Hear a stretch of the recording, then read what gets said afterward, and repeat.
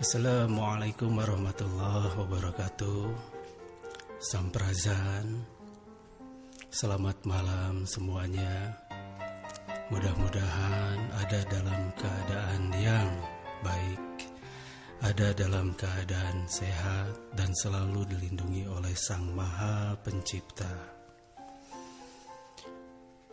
Panarunga atau para pendengar semuanya, itu adalah bahasa Lemurian. Selanjutnya mungkin saya akan menyapa Anda dengan Panarunga, karena Lemurian biasa memanggil para pendengar ketika dia berbicara di depan halayak ramai, menyapa semuanya dengan Panarunga atau para pendengar yang baik. Dan mudah-mudahan akan selalu baik, selalu dijaga, dan sekali lagi selalu dilindungi oleh Sang Maha Pencipta. Selama ini kita sering menghadapi berbagai macam hal, berbagai macam situasi yang terkadang kita sendiri bingung. Kita sendiri sering bertanya-tanya harus berbuat apa. Kemudian ketika kita bertanya kepada orang yang kita anggap mengerti, sering mendapat jawaban yang kurang, bahkan tidak memuaskan. Sebetulnya apakah ini? Sebetulnya bagaimanakah itu? Apa yang terjadi? Apakah sesungguhnya terjadi seperti itu? Ataukah ada cerita lain di balik apa yang kita hadapi ini? Seperti ketika kita melihat berita-berita di televisi, mendengar di radio. Pernahkah kita berpikir bahwa ternyata apa yang kita lihat dan apa yang kita dengar itu tidak sesuai dengan kenyataannya? Nah inilah, oleh sebab itu Sang Maha Pencipta selalu menyuruh kita untuk berpikir. Benar-benar berpikir. Jangan kita hanya sekedar menurut saja. Jangan kita hanya berdasarkan katanya, dan katanya. Biasakan kita berkonfirmasi. Biasakan kita bertabayun. Jangan sampai kita berburuk sangka, karena tidak ada satu agama pun yang mengajarkan kita untuk berburuk sangka. Apalagi memvonis orang lain dan berani mengatakan orang lain itu sesat. Ini berbahaya, karena hal semacam begini benar-benar merusak jiwa kita. Benar-benar membuat jiwa kita menjadi jiwa yang terkungkung oleh ego. Panarunga, mohon maaf apabila nanti ada suara-suara lain karena saya membuat studio sendiri ini di depan komputer. Jadi kalau misalnya nanti ada suara tukang sate, ada suara-suara pedagang-pedagang yang lewat di rumah saya, ya harap maklumlah. Karena bagaimanapun juga ini masih siaran percobaan. Di sini kita akan membahas segala hal. Mungkin nanti pertanyaan-pertanyaan Panarunga semua bisa dikirim lewat email atau lewat shoutcast. Tapi untuk sementara ini biarkanlah saya berbicara sendiri dan biarkanlah saya berkata-kata semaunya saya. Mohon maaf. Kemarin saya bertemu dengan tim dan kita berbicara mengenai Gunung Padang. Banyak sekali yang kita bicarakan di sana, terutama masalah dari orang-orang yang tidak menyetujui ketika sebuah peradaban itu diungkap dan digali secara keseluruhan, dan kita membahas secara apa adanya, secara jujur dan secara ilmiah. Banyak sekali orang yang menginginkan Mungkin mereka yang takut eksistensi mereka itu terganggu. Mereka masih tetap menginginkan bahwa Gunung Padang ini harus dikaji secara mistis. Dan saya juga mengerti beberapa orang yang tidak menyukai saya ada di Gunung Padang itu. Terkadang mereka sering menyiratkan dengan matanya ketidaksukaan pada saya. Tapi sering kali pula saya pura-pura tidak mengerti dan saya pura-pura tidak tahu. Nah, ketika kami dengan tim meneliti Gunung Padang, meneliti secara keseluruhan, mulai dari apa yang terkandung di dalam Gunung Padang itu, kemudian mengenai misteri apa di balik Gunung Padang, kemudian bagaimana sebenarnya Gunung Padang itu. Nah, secara perlahan dan pasti mulailah terkuak. Dan secara perlahan tapi pasti orang-orang mulai mengerti. Dan orang secara umum mulai berani mengatakan bahwa itu bukan gunung, tapi itu adalah bangunan. Bangunan sebuah mahakarya yang sangat luar biasa. Sebuah mahakarya yang dibuat oleh para leluhur dengan menggunakan sebuah cara yang mungkin tidak terfikirkan oleh kita di zaman sekarang. Pertanyaannya, apakah cara-cara mereka itu bisa kita tiru? Ataukah minimal kita bisa mengerti bagaimana cara mereka membentuk batuannya?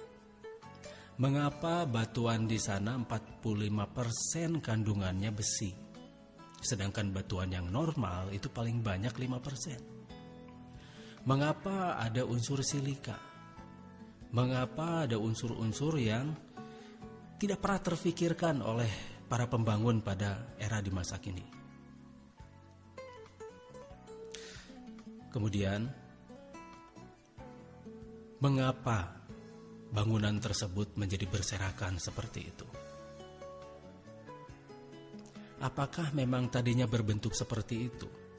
Ataukah ada tangan-tangan atau ada kekuatan lain yang memporak-porandakan tempat tersebut agar kita tidak menjadi mengerti? Agar masyarakat kita hanya berpikir secara mistis? Agar masyarakat kita hanya menjadi orang-orang yang melakukan ritual tanpa spiritual? Nah, ini yang harus kita kuak. Sebelum tim meneliti sampai dalam menggunakan alat-alat seperti geolistrik, seperti georadar, geomagnet, lalu menggunakan tomografi, sebetulnya Sang Maha Pencipta itu sudah memberi fasilitas yang sangat luar biasa pada tubuh kita. Fasilitas radar ini tidak pernah dilatih oleh kita, padahal itu sudah terplug-in di otak kita, yang bernama kelenjar pituitari dan kelenjar pineal. Apabila kita mampu melatih dua kelenjar tersebut, insya Allah kita bisa mendeteksi jauh lebih baik daripada alat-alat buatan manusia pada masa sekarang. Jauh sebelum mereka mengatakan tentang tomografi, saya pernah berbicara dan saya pernah menyampaikan kepada para murid-murid dan pandarungga yang lain bahwa di dalam Gunung Padang terdapat sebuah benda bulat dan dia mengeluarkan energi. Benda tersebut dinamakan Dorval. Dan ternyata terbukti, dan alat detektor yang tim miliki menggunakan geolistrik, ada juga yang menggunakan tomografi. alat mereka mendeteksi ada 2 benda bulat yang sebetulnya di dalam itu ada beberapa. Ada 3 dan yang lebih kecil ada 2 lagi. Totalnya semua ada 5. Nah, mereka mengatakan, karena mereka tidak kenal dengan istilah Dorval, mereka mengatakan bahwa itu adalah Dragon Ball katanya. Ya whatever lah begitu. Silahkan saja mereka mengatakan atau memberi nama benda itu apa saja, itu adalah hak mereka. Dan orang juga banyak yang skeptik. Itu mungkin hanya bias, itu mungkin hanya distorsi dan sebagainya, terserah. Tapi yang jelas mereka yakin bahwa benda itu ada. Kemudian saya pernah mengatakan jauh sebelum ada penelitian dan penetrasi pada ground di Gedung Padang, itu di atas permukaan itu semuanya berbentuk seperti parabola. Dan ternyata dengan tomografi itu terlihat sekali di dalam kira-kira sekitar 5-15 meter di bawah kedalaman atau di bawah permukaan di puncak Gunung Padang. Karena yang kita teliti itu masih di bagian kepala, belum leher ke bawah. Itu terlihat benda yang melengkung seperti parabola. Dan saya percaya, saya amat sangat percaya bahwa leluhur kita itu memiliki pengetahuan yang sangat luar biasa. Umum sering bertanya, bagaimana mereka bisa membuat benda sehebat itu? Bagaimana cara membangunnya? Banyak sekali pendapat di masyarakat, tapi biasanya berujung pada mistis. Dulu Gunung Padang dikenal sebagai tempat orang-orang yang ingin menjadi sinden atau dia seorang penyanyi. Dan dipercaya juga bahwa tempat itu bertuah. Dan saya kira wajar apabila tempat itu dianggap bertuah dan tempat itu dianggap keramat. Karena di dalamnya terdapat sebuah anomali magnetik yang sangat luar biasa, yang bernama Dorval tersebut. Dan ketika kita melakukan keheningan atau misalnya kita melakukan meditasi atau kita menempatkan forehead kita atau jidat kita itu ke tanah, itu akan membuat akselerasi sel mitokondria di tubuh kita itu menjadi meningkat. Itu wajar. Makanya wajar pula mereka itu merasakan ada sesuatu yang lain di gedung ini. Nah, sesuatu yang lain itulah yang banyak umum kejar. Mungkin dulu belum begitu terkenal. Dan mungkin dulu hanya segelintir orang saja yang mengerti tentang itu. Dan mengertinya pun tidak secara logis, tapi mungkin secara mistis. Dan sebetulnya semua ada penjelasannya. Perlahan-lahan tapi pasti kita akan mulai menguak apa yang ada di dalam gedung tersebut. Saya mengatakan itu gedung karena saya yakin bahwa itu buatan. Itu tidak terjadi secara alami. Kemudian pertanyaan selanjutnya, setelah kita mengerti bahwa gedung itu luar biasa dan memiliki sesuatu di dalamnya yang luar biasa pula, what next? Selanjutnya apa? Habis itu apa? Apakah kita bisa meniru teknologi yang ada di dalamnya, lalu kita buat sesuatu untuk umat? Ataukah kita hanya biarkan begitu saja menjadi monumen, menjadi sebuah tempat untuk wisata, Apa yang bisa kita dapatkan dari sana? Mengapa di gedung tersebut salah satu batunya ada guratan-guratan yang sama persis dengan sebuah pesawat ruang angkasa yang ditemukan di bulan, dan usia pesawat ruang angkasa itu sudah jutaan tahun? Timbul lagi pertanyaan yang sebetulnya ini pertanyaan yang sudah lama mengisi kepala banyak orang. Benarkah masa lalu itu primitif? Benarkah manusia itu keturunan dari Homo erectus? Benarkah manusia itu penjelmaan atau proses evolusi dari monyet? Yang jelas, saya tidak merasa keturunan monyet. Apabila Panarunga ada yang merasa bahwa Anda adalah keturunan monyet, yaitu terserah. Kalau misalnya Anda meyakini teori Darwin, itu terserah. Saya tidak akan menghujat dan saya tidak akan menjudge. Sekali lagi, di sini kita berbagi. Ini adalah pendapat saya. Kemudian, ketika kita mengetahui ada sesuatu yang luar biasa di dalam Gunung Padang tersebut, apakah kita minimal bisa meniru teknologinya? Mengapa benda tersebut yang bulat itu, selain ada ruangan yang ada di dalam Gedung Padang itu, benda-benda bulat yang bernama Dorval ini, dia mengeluarkan energi.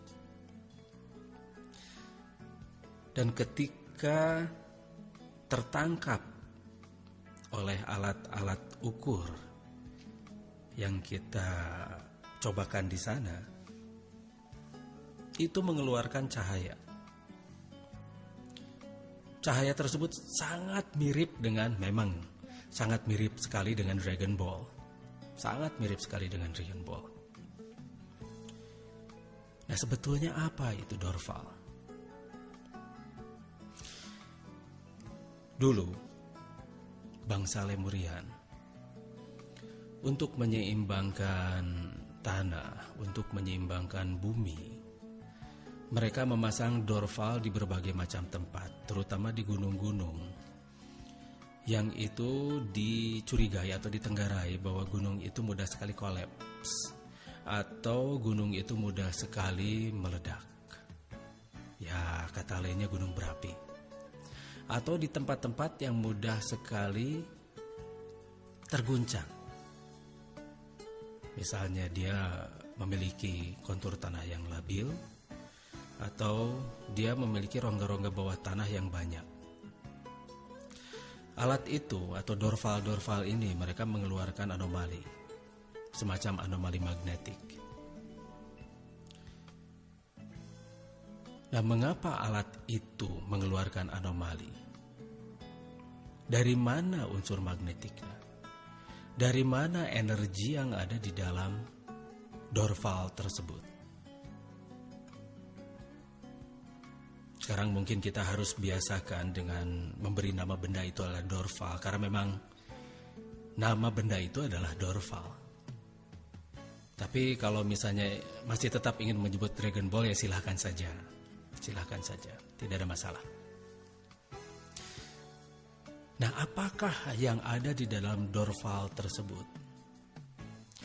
Ternyata dulu leluhur kita, kaum Lemurian, itu memberi sesuatu di dalam Dorval tersebut yang bernama Glustonit. Glustonit itu terbuat dari sebuah benda yang dia itu mengeluarkan energi.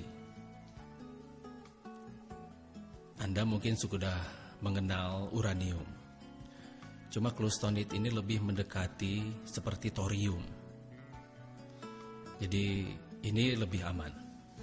Dan ini bisa didapatkan dan lebih mudah didapatkan daripada kita mencari dan mendapatkan uranium. Sebetulnya sekarang pun teknologi itu bisa kita buat, dan teknologi tersebut bisa saja menjadi jawaban untuk masalah krisis energi di mana saja. Kita bisa membuat reaktor rumahan dengan kita meniru Cluestonite ini. Kita bisa membuat reaktor di mana reaktor tersebut mampu menggerakkan turbin. Ketika Cluestonite itu dicemplungkan ke dalam air, setelah dia bereaksi, maka dia akan memanaskan air. Air ini bisa terjadi penguapan, lalu uap tersebut bisa menggerakkan turbin. Sebetulnya prinsip reaktor nuklir itu seperti itu. Hanya bedanya Cluestonite ini tidak ada radiasi gamma. Jadi Cluestonite ini amat sangat aman sekali. Dipegang pun tidak akan terjadi apapun. Tidak akan bikin orang menjadi nyala.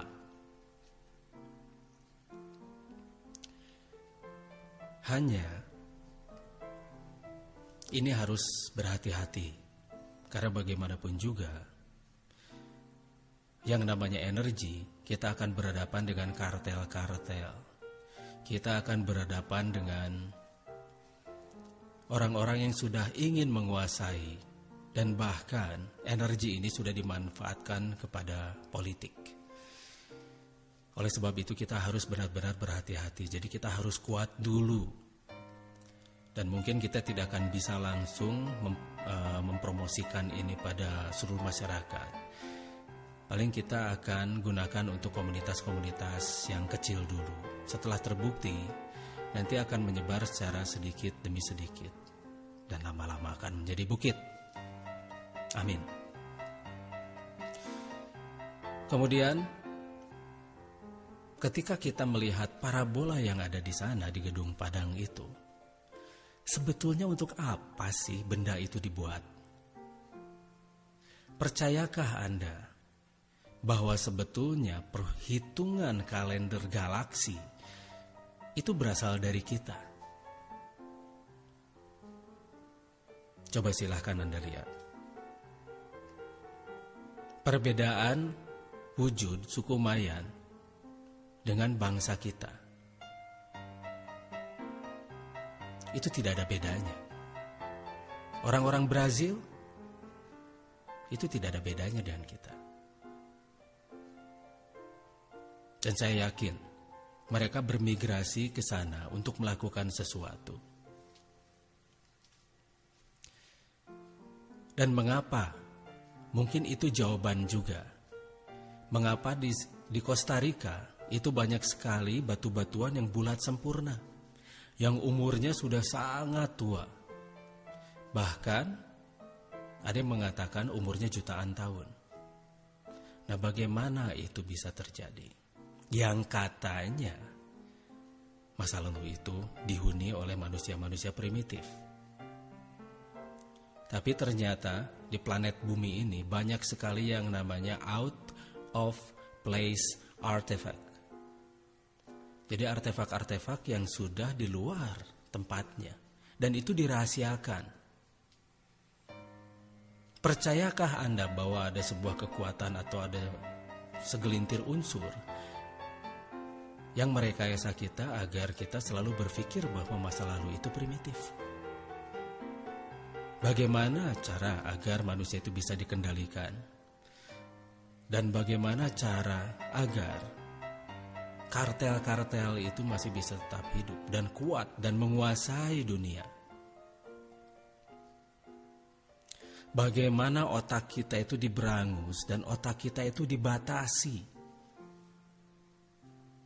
oleh berbagai macam pengetahuan-pengetahuan yang sebetulnya tidak akan terpakai. Otak kita itu dijejali dengan berbagai macam hal-hal yang sebetulnya tidak perlu.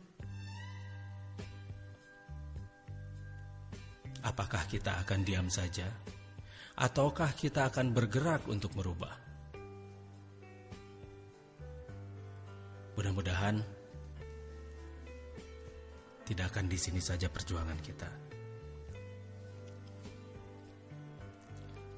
Kita kembali pada Gedung Padang. Bagaimana itu parabola yang ada di sana? ternyata parabola di sana itu adalah untuk perhitungan kalender galaksi atau untuk perhitungan origom. Orang yakin bahwa suku Mayan menghitungnya 5.000 tahun sekali. Tetapi sebetulnya tepatnya untuk perhitungan kalender origom itu adalah 5.125 tahun 236 hari. Sekali lagi, satu kali putaran origom itu atau satu kali putaran kalender galaksi itu adalah 5.125 tahun 236 hari. Itu untuk origom yang sekarang. Karena galaksi itu memuai. Dan itu juga dihitung berdasarkan perhitungan planet bumi. Berbeda dengan perhitungan planet lain. Karena siang dan malamnya juga berbeda. Perhitungan kalender ini berdasarkan sebuah bintang yang ada di ujung Lagrange. Lagrange itu adalah galaksi Bima Sakti. Galaksi di mana tata surya kita ini berada dan di mana kita tinggal. Dulu kaum Lemurian menyebut galaksi kita itu sebagai Lagrange, galaksi Lagrange. Dan planet bumi ini disebut dengan Ardgruma. Nah, untuk origom yang sekarang, itu 5.125 tahun 236 hari. Itu pun kalau tidak memuai. Jadi inilah para leluhur kita. Mengapa hal-hal yang hebat seperti ini itu ditutup-tutupi? Dan ternyata jawabannya agar kita selalu menjadi tertinggal dan agar kita itu bisa dan mudah dikendalikan. Dan agar tetap dunia dikuasai oleh beberapa gelintir kelompok. Nah, pertanyaannya, kelompok mana ini? Apa itu yang namanya Illuminati? Apa itu yang namanya Freemason? Apa itu sebetulnya lambang Eye of Horus, the Eye of Horus? Percayakah Anda bahwa lambang the Eye of Horus itu bukan dari luar? Sebetulnya lambang the Eye of Horus itu berasal dari kita juga. Karena itu sebuah lambang yang sebetulnya artinya baik. Satu pemerintahan untuk memakmurkan umatnya, untuk memakmurkan rakyatnya. Tapi sekarang karena dikuasai orang-orang yang menurut kita itu tidak bisa dibenarkan tindakannya, akhirnya kita menjadi antipati pada lambang-lambang seperti piramida yang bermata itu, atau lambang Illuminati. Pada pengertian Illuminati sendiri itu adalah pencerahan. Orang-orang yang mendapatkan pencerahan. Tetapi sekarang karena dikuasai oleh orang yang bertindak tidak baik dan benar, akhirnya seluruh dunia, bahkan sampai anak-anak kecil pun sudah dijejali bahwa itu jahat katanya. Nah, jadi jangan sampai kita tidak mengetahui latar belakang dari segala sesuatu yang kita voniskan itu. Di sini pentingnya berpikir, di sini pentingnya penelusuran, dan di sini pentingnya yang namanya menggunakan akal kita. Bahkan jangan sampai akal yang diberikan oleh Sang Maha Pencipta ini menjadi mubazir begitu saja. Sayang, karena kita punya fasilitas dan kita punya kemampuan untuk membongkar itu semua. Jangan mau kita dikendalikan oleh sebuah kekuatan yang sudah terbukti sekarang tidak memajukan kita. Mengapa kita masih mempertahankan cara-cara yang justru membuat umat ini menjadi mundur? Mengapa mau-maunya saja otak kita itu dijejali oleh berbagai macam ilmu yang justru nanti tidak terpakai?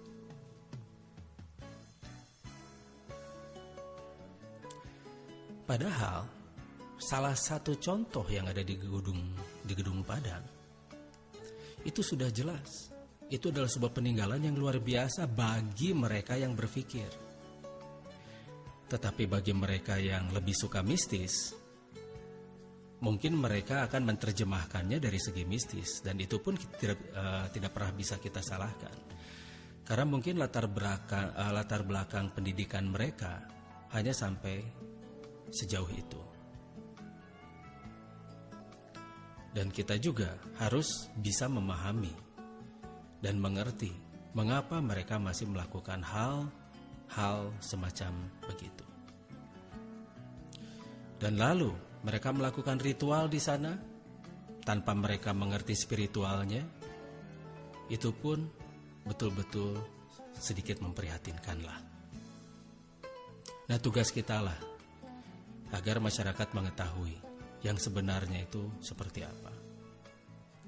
Pernah suatu kejadian, salah satu pemelihara situs di sana ketika mengambil gambar anaknya, itu terlihat di belakang anaknya itu ada sebuah holograf yang sangat aneh, kalau misalnya kita katakan aneh.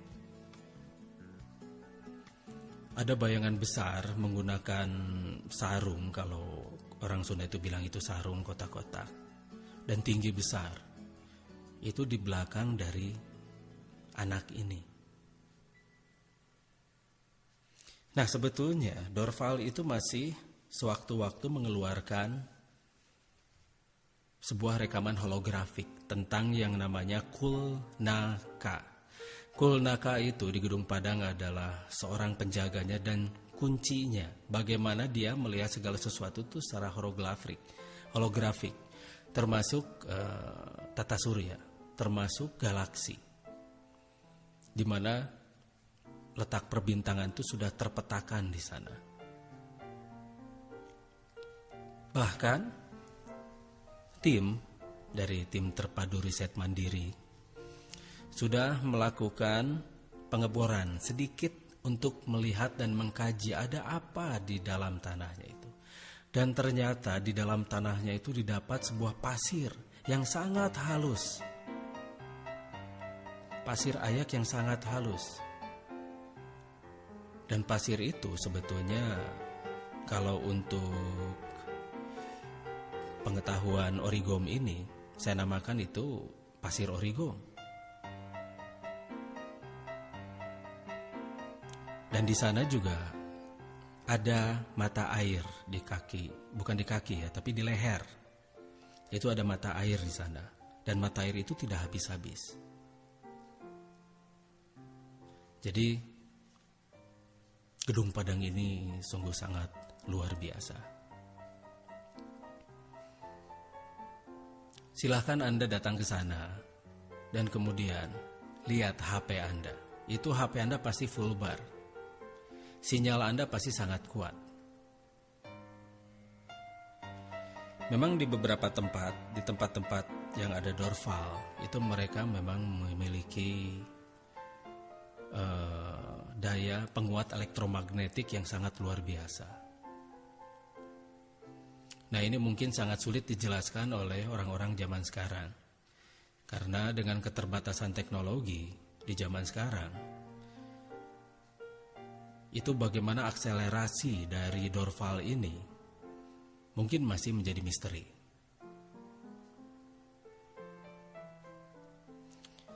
Secara perlahan tapi pasti kita akan coba ungkap. Kita akan coba bahas dan tetap kita akan menelusuri jejak para ancestor kita, para leluhur kita. Jangan menyerah. Dan jangan takut Anda dikata-katai. Jangan takut. Cobalah kita berpikir. Cobalah kita berusaha membuka wawasan kita. Buka kacamata kita. Jangan menggunakan kacamata kuda. Keluar dari kotak-kotak yang sudah ada di pikiran kita. Pelajari segala sesuatunya itu secara objektif. Dan baca semuanya itu secara menyeluruh. Atau istilah kita itu dengan berpikir holografik. Jadi kita akan mengerti secara keseluruhan dan kita mampu membuat sesuatu untuk umat. Jangan sampai kita hanya pandai ceramah saja, pandai khutbah saja, pandai bicara saja, menjadi NATO atau no action, talk only. Dan mungkin orang-orang yang merekayasa kita untuk menjadi seperti itu akan senang sekarang. Usaha mereka berhasil. Dan lalu mereka berusaha untuk mengadu domba kita dengan meruncing yang namanya perbedaan pendapat. Ya satu contoh lah, ketika kita memiliki pendapat yang berbeda, kenapa tidak pernah kita memaklumi? Mengapa kita harus selalu memperuncing yang namanya perbedaan pendapat itu? Mengapa kita mau saja diadu domba pula oleh mereka? Diadu domba, kemudian dipanas-panasi, kemudian mereka melakukan pembenaran-pembenaran dalam, misalnya dalam bentuk ayat dan sebagainya. Kemudian mempermasalahkan akidah masing-masing. Seolah-olah orang lain itu akidahnya salah dan akidahnya dianya saja yang benar. Padahal sekali lagi, hanya Roblah yang mengetahui siapa yang tersesat. Dan hanya Sang Maha Pencipta pula yang mengetahui siapa mereka yang mendapatkan petunjuk. Kita tidak bisa menghakimi. Kita tidak bisa menjudge. Salah satu ayat di Al-Quran pun jelas. Karena kita ini di Indonesia ini mayoritas Islam. Atau mayoritas mengaku Muslim, mengaku Islam. Itu jelas sekali di dalam salah satu ayat di dalam surat An-Najm ayat 30. Ditegaskan oleh Sang Maha Pencipta. Difirmankan dengan zalika mablaghuhu minal ilm. Inna rabbaka huwa alamu biman dhalla an sabili wa huwa alamu biman ihtada. Itulah sejauh-jauhnya pengetahuan mereka. Sesungguhnya hanya Rob yang mengetahui siapa yang tersesat di jalannya. Dan mengetahui pula siapa yang mendapatkan petunjuk. Sejak kapan kita menjadi Rob yang berani menjudge orang lain itu sesat? Sudah jelas-jelas Sang Maha Pencipta itu berfirman. Sudah jelas-jelas Sang Rob berfirman. Kita tidak berhak menjudge orang lain itu tersesat. Dan nanti pun di akhirat yang ditanya adalah diri pribadi kita. Bukan orang lain. Orang lain itu adalah urusan masing-masing orang tersebut. Mereka punya amalnya dan mereka pun akan dimintai pertanggungjawaban sesuai dengan amal mereka.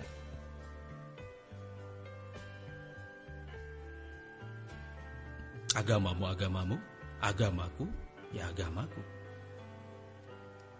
Jangan memaksakan orang lain sesuai dengan selera kita. Karena belum tentu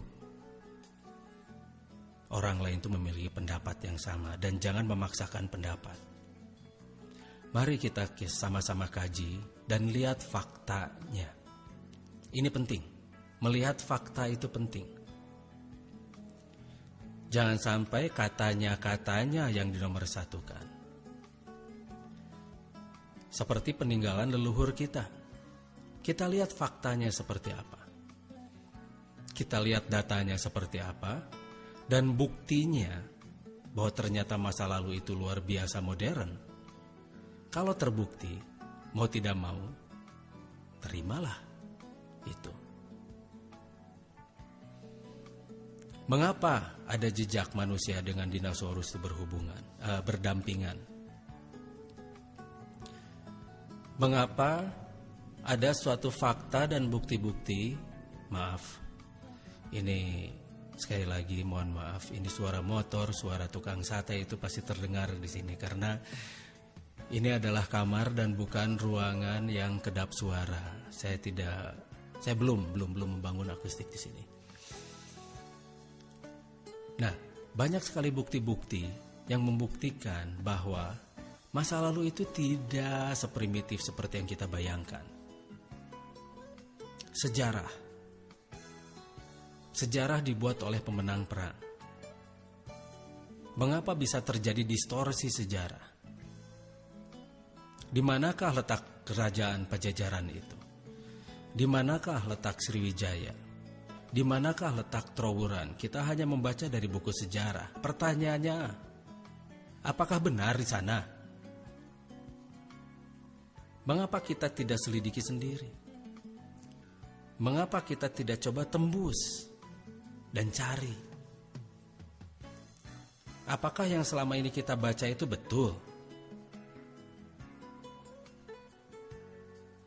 Jangan sampai kita menelan begitu saja mentah-mentah.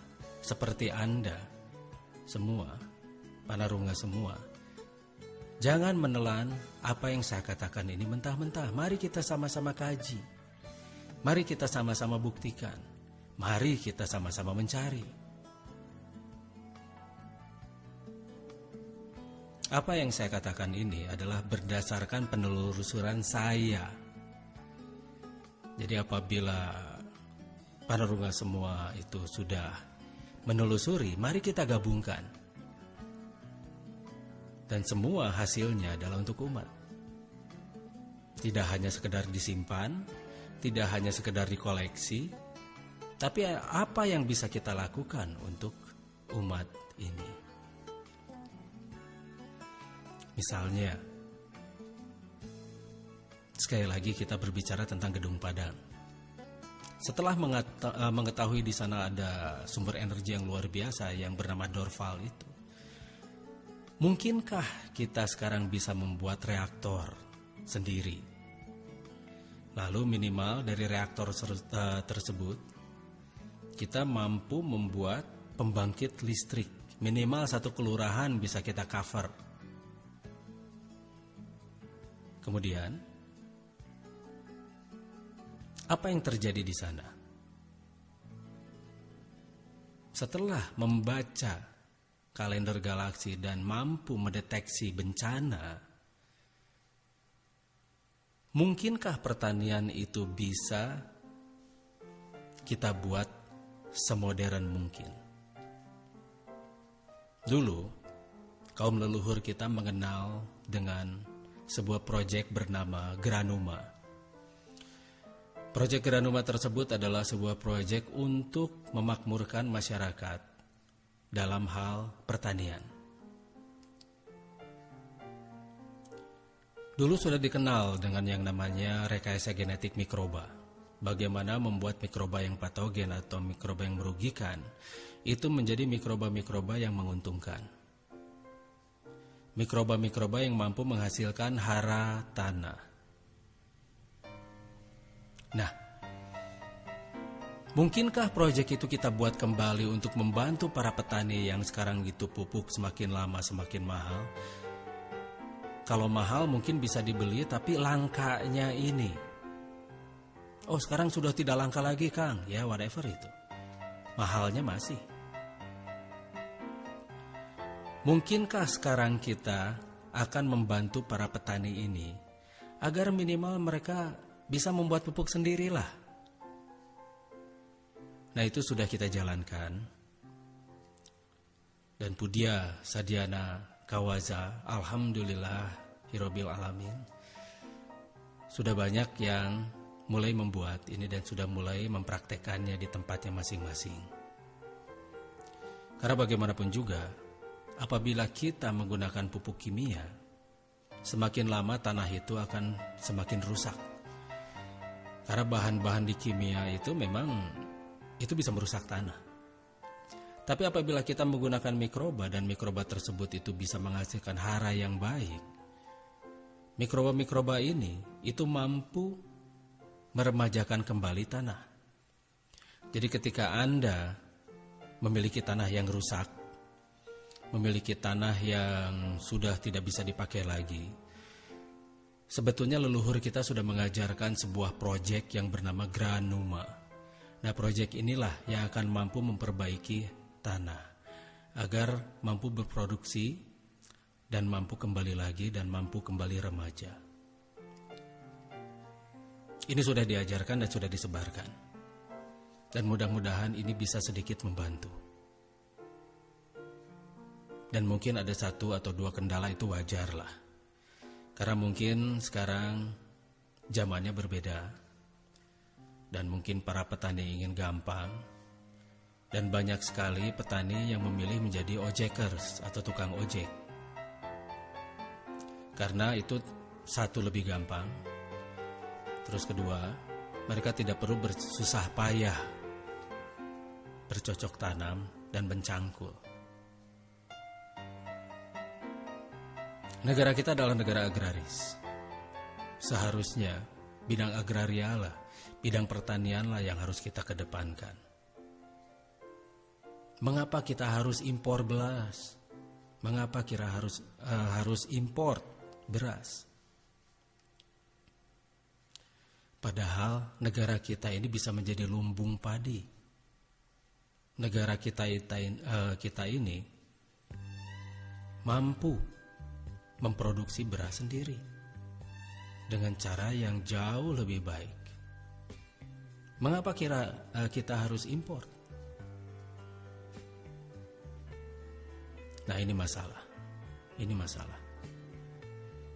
Dan mudah-mudahan kita sama-sama bisa bekerja sama untuk memperbaiki 1 saja dari masalah ini. Kita mulai dari pertanian dulu lah. Jangan dulu ke masalah energi. Karena ketika kita berbicara energi, itu kita berbicara suatu hal yang kompleks. Sama sebetulnya, meskipun tidak sekompleks energi, pertanian pun banyak yang ingin menguasai, terutama mereka yang sudah hidup dari sana, dari jualan pupuk.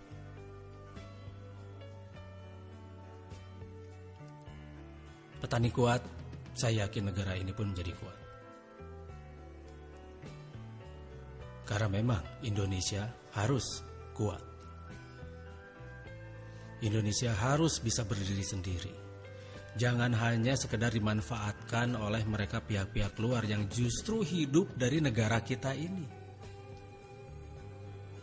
Mengapa kita selalu disetting menjadi negara yang berkembang? Padahal negara-negara lain maju dari negara kita ini. Tongkat, kayu, dan batu bisa menjadi tanaman di kita, kata Kus Plus. Dan itu bukan bohong.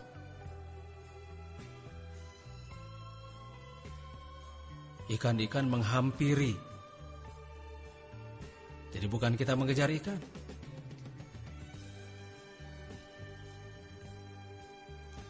Nah, sudah waktunya kita sadar. Sudah waktunya kita bergerak. Sudah waktunya kita merubah segalanya. Jangan mau kita dirusak seperti ini. Jangan mau kita dibodohi. Dan jangan mau kita diadu domba. Lihat sekarang kita terpecah belah. Karena banyak sekali orang-orang yang mengaku agamawan, justru mereka itu memecah belah umatnya. Nah, pertanyaannya, apakah mereka itu sadar bahwa mereka itu memecah belah? Mengadu domba satu dengan yang lain. Misalnya yang satu dipanas-panasi tentang pendapat orang yang satu. Dan akhirnya terjadi gontok-gontokan. Seperti politik yang dilakukan oleh Christian Snowkurhronje. Dulu Christian Snowkurhronje melakukan politik divide impera seperti itu. Ketika didapati sebuah umat yang kuat, dia masuk ke dalam, lalu belajar agama orang-orang tersebut. Dan kemudian dari dalam, dia mengedepankan perbedaan. Mengedepankan perbedaan agar terjadi perpecahan. Dan sekarang pun sedang terjadi hal seperti itu. Ya, salah satu contoh lah. Salah satu contoh adalah saya sendiri.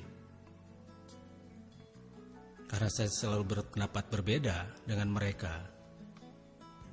Makanya saya direkomendasikan berpikiran janggal. Tapi saya tidak pernah mempermasalahkan hal tersebut. Ya silahkan saja. Wajar kalau orang ingin berubah menjadi janggal. Karena sudah terbukti dengan cara-cara mereka selama ratusan tahun itu tidak memajukan umat, kan? Lihat cara-cara sekarang yang biasa dijalankan oleh mereka. Cara-cara ini sudah terbukti tidak memajukan umat. Mengapa masih kita laksanakan? Mengapa masih kita lakukan?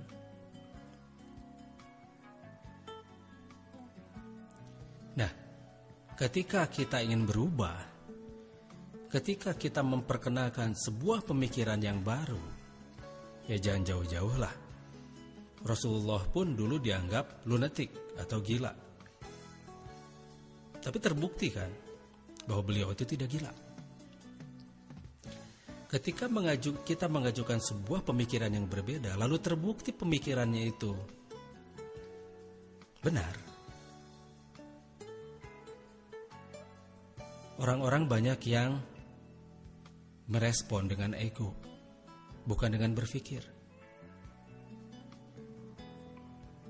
Dan tidak sedikit orang yang mengatakan bahwa saya ini sesat. Bahkan ada sebuah website yang menjual nama saya, sehingga website itu menjadi laku, orang-orang mengklik. Yang katanya website itu adalah yang mengawasi Hikmatul Iman. Tapi coba, kalau kata kuncinya bukan Kang Diki atau Diki Zainal Arifin atau bukan Hikmatul Iman, itu tidak laku. Berarti mereka itu mencari kami.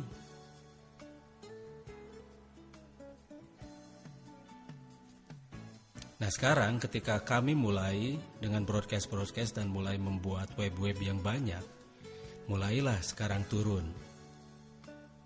Nah, pemikiran-pemikiran yang sekarang kita hadapi, pemikiran-pemikiran yang sudah terbukti tidak memajukan umat ini untuk apa kita masih tetap pertahankan? Sudah waktunya kita berubah. Sudah waktunya kita bergerak. Jangan hanya diam saja. Jangan hanya pasrah saja. Jangan hanya berkata apa kata dunia. Tapi kita harus bertanya dan berkata apa kata Sang Maha Pencipta. Kenapa kita lebih takut pada dunia daripada takut pada Sang Maha Pencipta?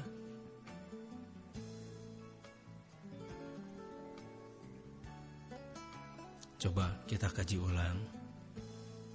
Coba kembali kita berpikir. Coba kembali yakinkan diri kita agar tidak menjadi robot-robot mereka. Sementara ini kita akan membahas tentang Gedung Padang. Dan mudah-mudahan nanti kita akan bisa membahas mengenai Sadahurip, mengenai Ratu Boko, mengenai tempat-tempat yang luar biasa. Ini saya baru pulang dari Malaysia dan ternyata di Malaysia pun luar biasa. Banyak sekali peninggalan leluhur. Misalnya ada suatu tempat yang bernama Batu Caves. Batu Caves itu ternyata di belakangnya itu banyak sekali misteri-misteri. Bahkan salah satu dari tim TTRM itu sampai tersesat 4 hari di sana. Kemudian saya ke Taiping. Di sana banyak sekali tempat-tempat yang berbentuk seperti piramid dan batunya pun berbeda.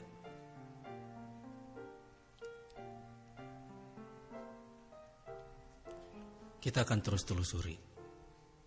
Kita akan terus berusaha untuk mencari, kita akan terus berusaha untuk menguak, dan kita akan terus berusaha untuk mencoba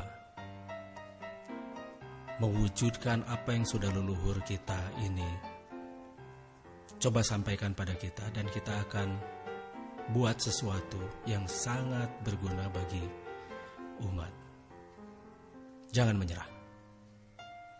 Jangan takut dikata-katai. Mungkin Panarunga pernah mendengar banyak sekali orang yang mencap saya seperti apa. Tapi kita jalan terus, dan terbukti di seluruh dunia banyak yang setuju dengan kita. Dan ketika acara Gotra Sawala pun yang Sabtu Minggu kemarin itu dilaksanakan di Savoy Homan, ternyata para ilmuwan dunia itu percaya bahwa Gedung Padang ini adalah sesuatu yang sangat luar biasa, sesuatu yang bercahaya, sesuatu yang terbukti bahwa itu adalah peradaban, bukan gunung biasa.